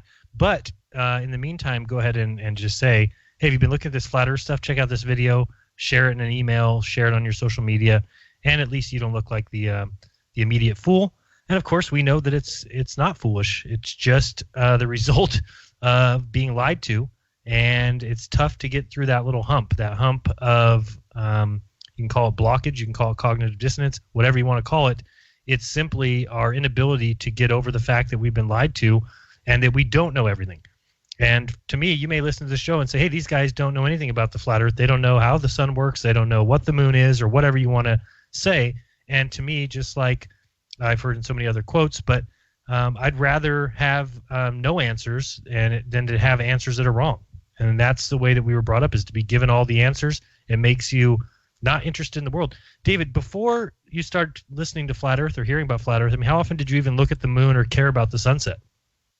I actually did a lot of sun gazing before I was a flat earther, and I live very close to the water, so I do enjoy a good sunset and a good sunrise when the opportunity strikes. And I loved looking at the moon, but I thought I was looking at the nonsense that they told us. I really didn't think about it. I didn't look and go, that looks a lot closer. You never watched the sunset and said, I'm falling backwards at twice the speed of sound. I just knew I was falling backwards. It didn't, it had to be. It has to be. It has to be. Right. No. So that's what the great thing is that when you start hearing these flat Earth videos and you get out and observe the world, that's when you become a flat earther, because things start making sense. Things start to jive. We talked about over and over again the whole idea of the AE map being taken off the site earth.nullschool, which is just, there's no other reason for that other than you have a map that makes sense, that people are starting to talk about, they're making videos about, they're starting to share, and they shut that thing down as quick as it was up. Yeah, that's one of my favorites. But there's lots of videos of it. You've captured it. I used it in the video today, the IFL video. As when you were talking about it, I brought in your the one where you were showing the 300 mile an hour outer hemiplane upper winds that are outrunning the spin of the Earth. Yeah, and get this, I was rewatching the show last night, and actually, Miss had pointed out, she went to the site of the ZQ pilot, and something I've noticed before on that map and never really, I guess, paid too attention to it. But if you look at the path that the ZQ pilot took, I talked about it last night. He went to Brazil, then from Brazil to the 90-degree marker, turned around and went back to Brazil. Then from Brazil, he goes to New Zealand. And if you look at the map, and all you have to do is type in ZQ pilot, it's the first image that comes up. And when you look at that image, look at the path that is taken from Brazil to New Zealand. And you'll notice it looks like the letter N. For those who can't see the screen right now, it looks like the letter N going from the tip of South America over to New Zealand. Well, I never paid attention to that. Like, why would you go up and over? But if you spin this into a flat Earth map, guess what? It's a straight shot from New Zealand, or from Brazil to New Zealand. So isn't that crazy when you see these drawings on these maps where it just doesn't make any sense? There's no reason any plane would go there until you flip it to an AE map. All of a sudden now it's a straight shot, and there's no reason why you would go any other way. Just the wind patterns on the AE map versus the globe. The wind goes on the globe, a big S curve. On the AE map, it's a perfect circle. Right. Which one makes more sense? Yeah. Yep. Thanks, guys. We'll see you again next week. Till then, be kind to each other. Don't lie. Open your mind. There's peace. Peace. Later.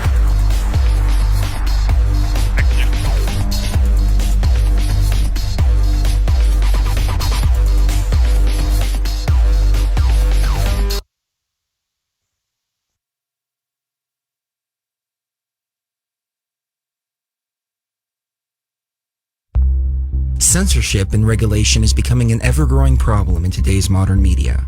From the mainstream to YouTube and Google, the information you're looking for is buried by official narratives and propaganda. This is why TFR is 100% uncensored, unregulated, and listener-supported. The shows on TFR are not micromanaged by the station, and our hosts are free to speak their minds however they please. As such, the views and opinions expressed on our station are of those who make them.